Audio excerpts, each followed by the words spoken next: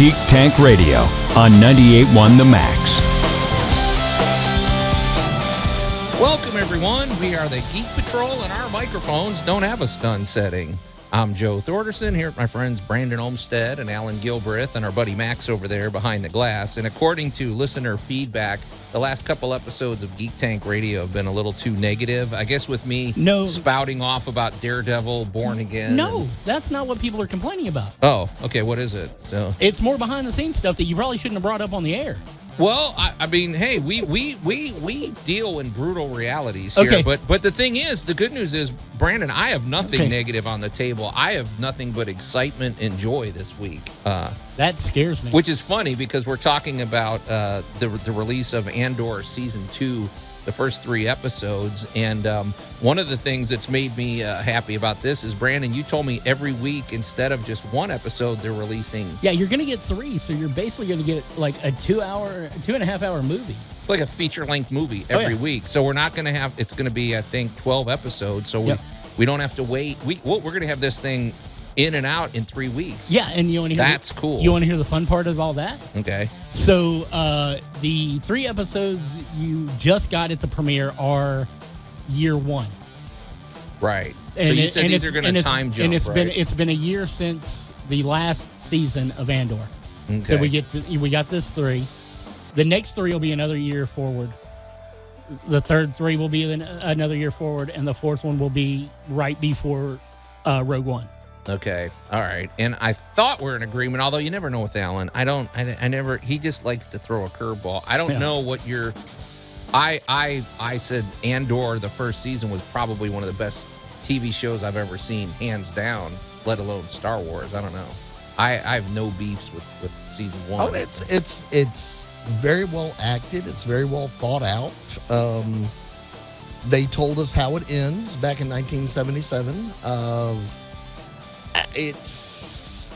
The show's got good chemistry. The show even went so far as to let us know that there are bathrooms in the Star Wars universe. Good point. Yeah. That was the first time since 77 we found out there's a potty, because apparently there's not one on the Millennium Falcon. Right. Yeah.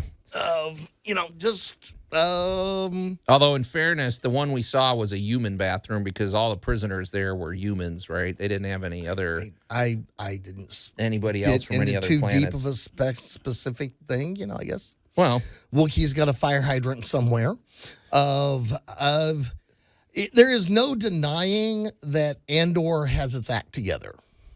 It's smart. It's very. I like the Max. You always use the word restraint by the writer. They don't feel the need to spoon feed you everything. They let you figure things out on your own. So, so they had a high bar to clear for season 2. But so far, okay.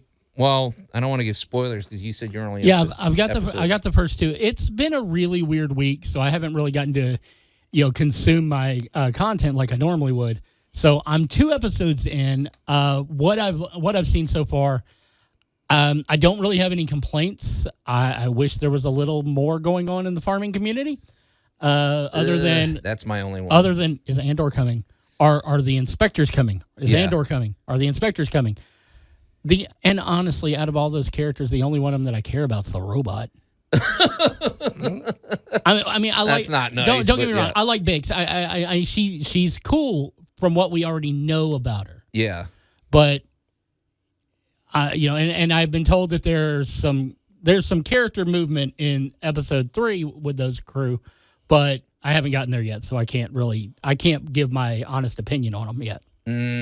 Well, we might have some spoilers here, folks. But to me, I thought, for one thing, they're really making it clear that there's almost no heroes.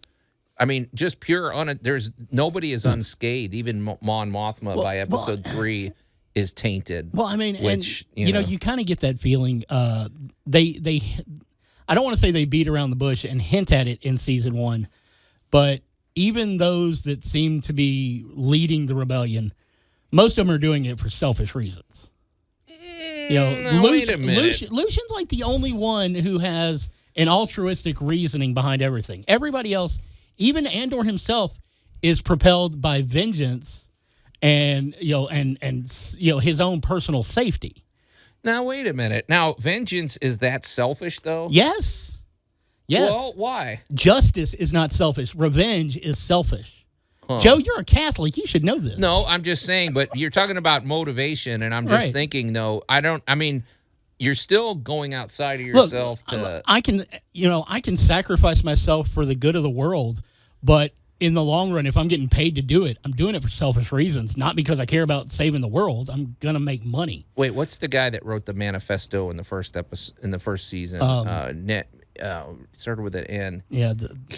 Now, what about him? Because that guy is he has pure motivations. Although he did shoot a guy in cold blood. You know. Yeah. like I said, right now with the characters we're dealing with, I mean, because even there's so many people out there who are, we're doing this for the rebellion, but that's because Palpatine's going to take your stuff. He's taking your land. He's taking your money. If you save the rest of the people while protecting your stuff, that doesn't make you a hero. It makes you a Republican. I don't know, man. Okay, go ahead, Allan. Well, it's just really simple. Quiet people, happy people don't hold revolutions. Right.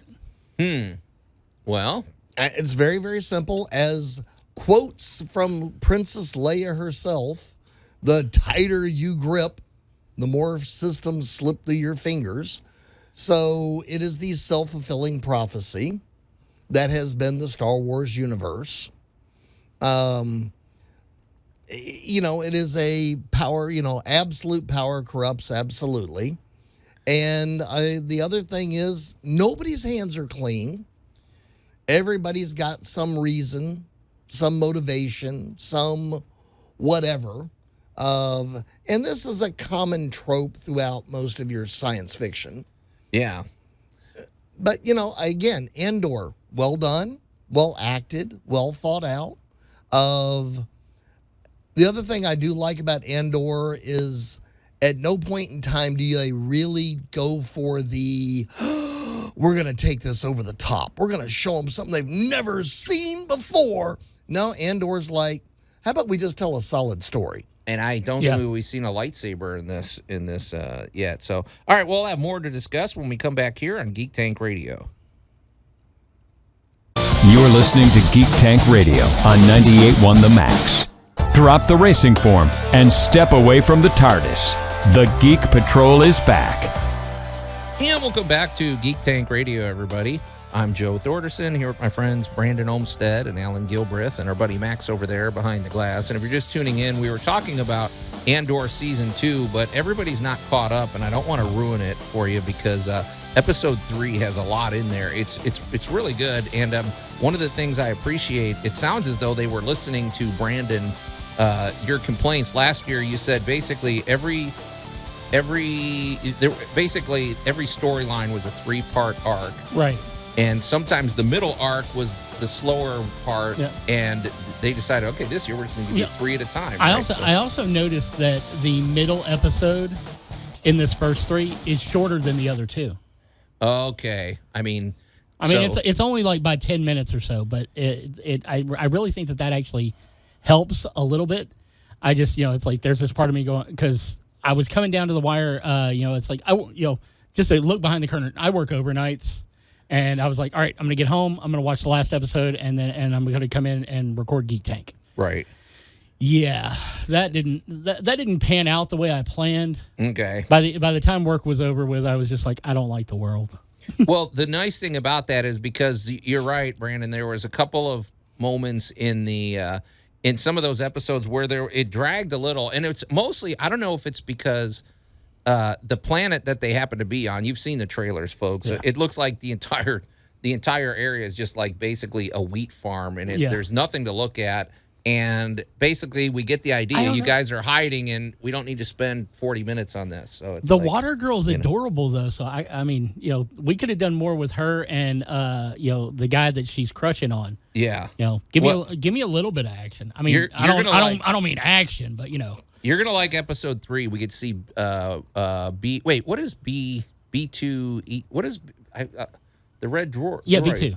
B2. He's making droid friends with some hillbilly robots, which is pretty cool. Oh, that's awesome! I always love it when the city character, who is had been sent away to like live with his crazy aunt because he was a troublemaker, ends up meeting the locals. Oh yeah, I feel he's this has to loving be it. like that. Yeah, he's happy out there. And then of course we see a disco droid, which I guess no more Fresh spoilers. Prince in Bel-Air, Andor. Right. Okay, Yeah. I'm just kind of Well, I mean, playing along. it's the opposite though. He's going out to the country. And I Got want to eat to him a lot of peaches. I want to hear your reaction to Cyril and Deidre's encounter with his mother, and I really want to see what you think of the end of the Chandlerlin wedding. Let's just don't put worry. It's great. Once- I mean, I'm really happy. Once I with finish it. the Everything's episode, good. I'm going to call you and go, what the Yeah, there's going to be moments unload. that you're going to, and there's a pretty gritty one that we've never seen in Star Wars that everybody's up in arms about. And I mean, it was pretty brave of them to put this in a Star Wars show. This is not really, I wouldn't be watching this with my 8-year-old. Now, I'm going to be honest. I know about the scene that everybody's talking about, and I want to call the internet hypocrites. Okay. Because you've whined about things like Anakin and his pod racing. You've whined about the fact that Skeleton Crew was the Goonies in space. You whined about that. What, like Too Kitty? You Right. mean? It's like these are the same people who are complaining about this scene have been complaining about the fact that Star Wars shouldn't be for kids. No, just because you grew up doesn't mean Star Wars has to grow up. That's like me looking at Allan and going, man, Lilo and Stitch needs to grow up. I need an overwhelmed Lilo who's working an accounting job, and Stitch, just destroys the yard. Like real life. I don't want that in my fantasy. But you whined and complained that Star Wars needed to grow up. You do this with everything, and then once it grows up and shows realism and everything else, because these are things that would happen in a situation where you've got unscrupulous people who can benefit from their power, and these things happen. And now that it's happened, you're like, oh my God, they went too far. It's like, I think it was probably. You got to have it one way or the other. Hunchback of Notre Dame, people. Yep. Oh yeah, People are terrible. People are terrible. No, I think it was. I mean, and I think it was done well. And actually, well, never mind. We'll discuss it when we see it. But I wasn't even. I just thought it was pretty. Pretty brave of them to throw something like that in, because it's not. That is what would happen in a situation like this. And that's one of the things we saw.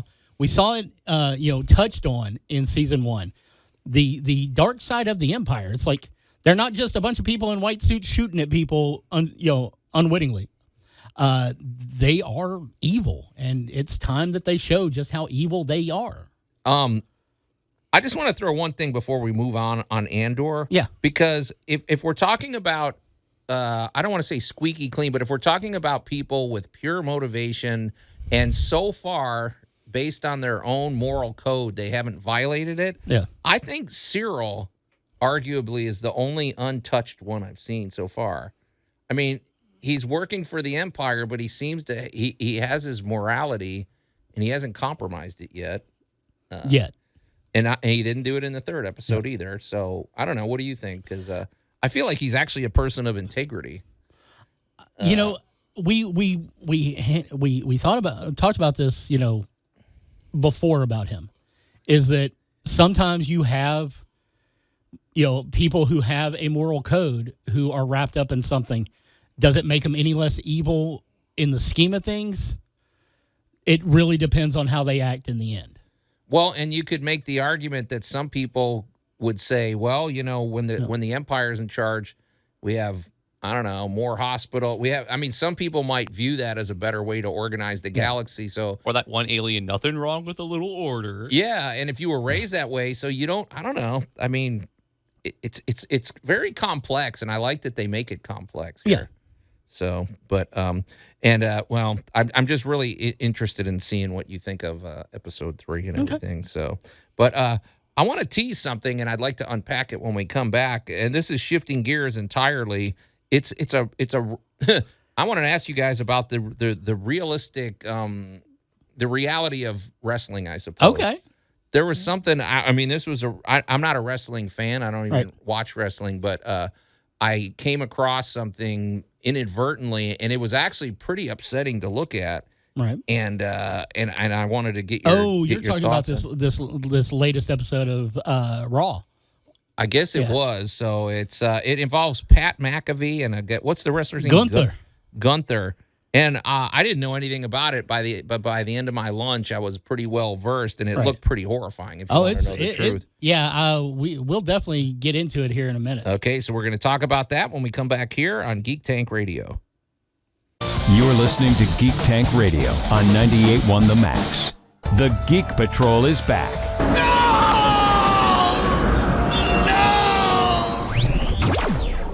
And welcome back to Geek Tank Radio, everybody. I'm Joe Thorderson here with my friends Brandon Olmstead and Allan Gilbreth and our buddy Max over there behind the glass. And I wanted to ask you about something, Brandon. Okay. So, I'm actually both of you guys, because you guys both know more about wrestling than I do. Max, you're not really much of a wrestling fan, right? So, I mean, I like judo. I like Aikido, which is sort of Yeah. wrestling. it's not the same universe That's here. not the thing. You're talking about a sport, Okay. a martial art. I'm talking about soap opera, where Bingo. the people all do their own stunts. So here's how it happened. So I was at, I guess I can mention, I was eating a hamburger at Yui's the other day. I was at It's a good place to lunch eat a hamburger. in Midtown. Excellent A big place. shout out. We like them. And so, there's TVs everywhere. Obviously, the TVs are muted because there's music playing, but they're subtitled so you Yeah. can see what's going on. Well, so you I'm sure you've seen the Pat. And you is it saw the Pat McAfee show. the Pat where he's- McAfee show. And so here's what I'm seeing. I'm just sitting there, and if there's anything shocking or if there's anything exciting, they replay the video, like they just loop it over and over. Yep. Well, I saw this thing, and I didn't even know it was Pat McAfee because I don't know anything about that guy. Right. And he's apparently in wrestling, I guess. or He is one of the broadcasters on Raw. Okay. He is the color commentator. So they show a guy run out, and there's all these guys in suits, and then there's the wrestlers dressed in their wrestling stuff. This guy runs out of nowhere, comes up behind him, and tackles him, and he chokes him. But So, Brandon, hang on, it was brutal, Right. and it really looked like it. This looked like an assault by somebody literally trying to kill somebody. He choked him. Yeah. The guy looked like he went unconscious. People are like fighting to try to get him off. And I'm like, this guy should be in prison. This is the worst thing I've ever seen. And they kept showing it over and over. And then The Rock gets on there, and they're interviewing him. And then I think they were talking to John Cena.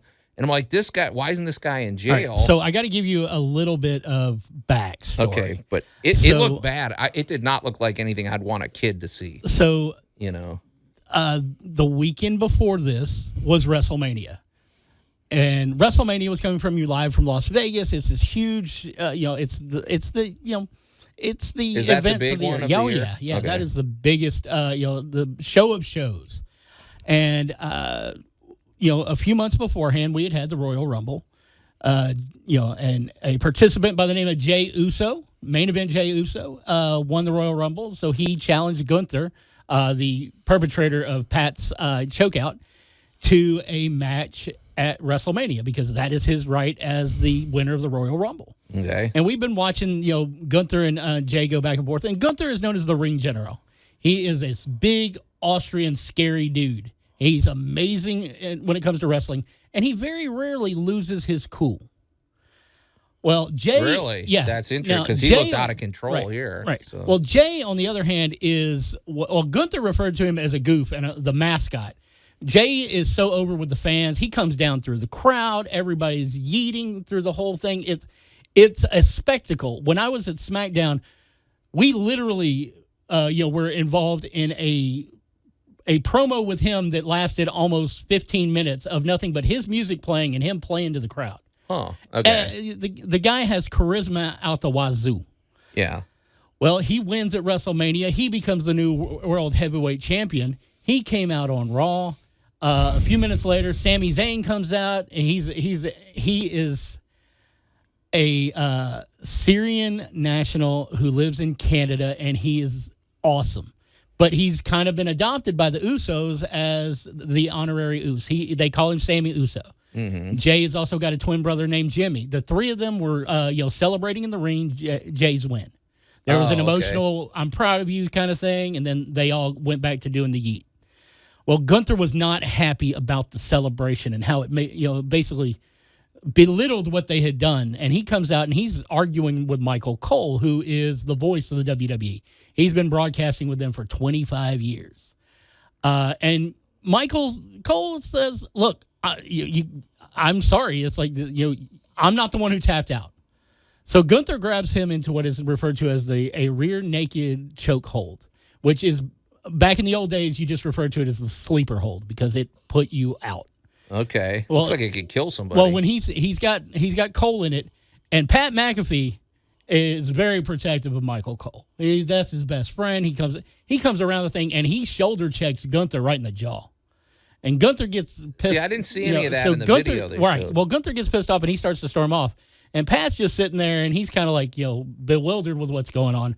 Gunther runs back up, puts the hold on him, drops him to the ground. Pat's boys who do the show with him come over the barrier. Security's trying to pull everybody apart. It's all part of the show. So you're saying this is fake? I'm not going to say this did not look. I'm just saying. I know wrestling's fake. This didn't look. This looked really scary. I have grown up around wrestlers. I am never going to refer to wrestling as fake. Is it staged? Absolutely. It was well done. It was well done. And this looked bad, though. This was disturbing. The fact that it evoked this kind of emotion out of someone who's not involved in the product at all shows that they did their job. Yeah, but Brandon, They take Pat to the back. He's holding on to his throat. He's choking.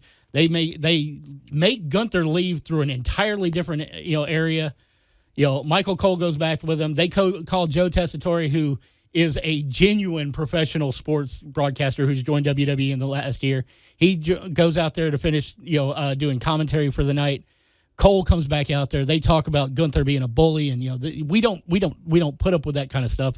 Of course, Gunther will get fined because that's what they do, and it will eventually accumulate into a storyline where either Pat and his boys are going to beat down Gunther, which could happen, or it'll come where somebody challenges Gunther to a match on it. And there's rumors it's going to be Bill Goldberg.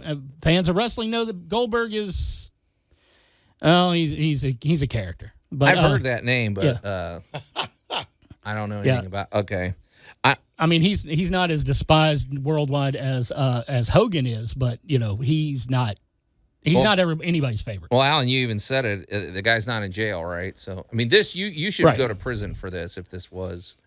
Again, welcome to practical effects and people doing a good job of delivering their product. Well, I guess it brings attention to their sport. Yeah. Well, if nothing, I mean, it's got to be all over the news, I'm sure. So, all right. Well, we're gonna unpack the unveiling, or we're gonna unpack more about wrestling when we come back here on Geek Tank Radio. You're listening to Geek Tank Radio on 98.1 The Max. The Geek Patrol is back. And welcome back to Geek Tank Radio, everybody. I'm Joe Thorderson here with my friends Brandon Olmstead and Allan Gilbreth and our buddy Max over there behind the glass. And if you're just tuning in, I was talking about I was just sitting there minding my own business, having a hamburger over at Huey's. And on the TV, I saw this entire thing that kept playing it over and over of Pat McAfee being attacked, I would say assaulted by this guy, Gunther, and choked out. But Brandon, here's the thing: of all of us in this studio right now, I'm the only one with kids, right? And I'm not kidding. If I was sitting there with my 8-year-old and they saw this, I'd be really mad because this was disturbing. This was like, this was to me it looked like a criminal act. It was really violent and it was kind of upsetting. And I'm like, okay, well, for one thing, I guess I'm just wondering, how old should a kid be before they're able to watch wrestling? That really depends. What is this doing to our society? It really depends on the parents. I'm sorry, man. I'm sorry, Joe. I wouldn't watch that. I've watched wrestling since I was knee high to a grasshopper, as my grandfather used to say, and I honestly believe that there's way more violent stuff that is shown to kids than wrestling. This looked bad, but most kids also know that these guys are, professionals. They're not, yes, Cody Rhodes is their hero, and John Cena turned his back on him, and The Rock is a horrible, horrible person, but man, is he cool. I mean, there's a lot of violence involved in it, but just like with any normal person, even with kids, it's more along the lines of what it's your parenting. I mean, you get to decide when the kid is involved in it. I mean, look at history and everything. It's like, hey, kids, let's go look at the disemboweling and the guillotine execution. Yeah, right. But these weren't supposed to be. I mean, okay. Well, that's true. They used to do that in the public square so that everybody learned their lesson and all that. Yeah. So, All right, let's go back in time to when Oh, these dear guys were God. smashing light bulbs over each other. That Blood wasn't- was flying everywhere. I was gonna say, and what 3 weeks ago on AEW? Yeah, I was like, let's go back to the 40s where they were throwing chairs at each other, or the 50s where they threw tables at each other, Or the 60s where they threw each other at tables and chairs. Or last night when they had a 3-way tag team TLC match where the belts are hung above the ring and you got to get a ladder and climb up there, and people are going through tables and chairs and broken ladders and everything else under the sun. It's a soap opera, Joe, and the part of it is violence. And I mean, but the thing is the violence, while live action and in your face, is no more violent than you see in your typical superhero show on the CW. well, here's what I can't figure out because then, Well, okay, I mean, except for a few weeks ago when Gunther busted Jimmy open and he was rubbing his blood all over his chest. That was a little too far. but here's what I can't get because the Pat McAfee show, I guess it's on everywhere I go. Like if I go to another sandwich place, it's always on. So I guess that's the noon screening. But here's what I can't figure out because, like I said, it was on. There was no sound, but I was watching, and based on what I saw, he was talking to the panel. Then he did a Skype with The Rock, and they're really milking this thing, but it seemed to be treated like an actual event. They weren't saying, "Well, that was a funny gag that we." Well, no, because of a wonderful thing called kayfabe. Okay, but here's the thing: on his show, normally they're talking about football or basketball, or they're talking about the latest recruitment video or something, and it's like, so that's actual news, right? But this is all. First of all, stop it, Jim.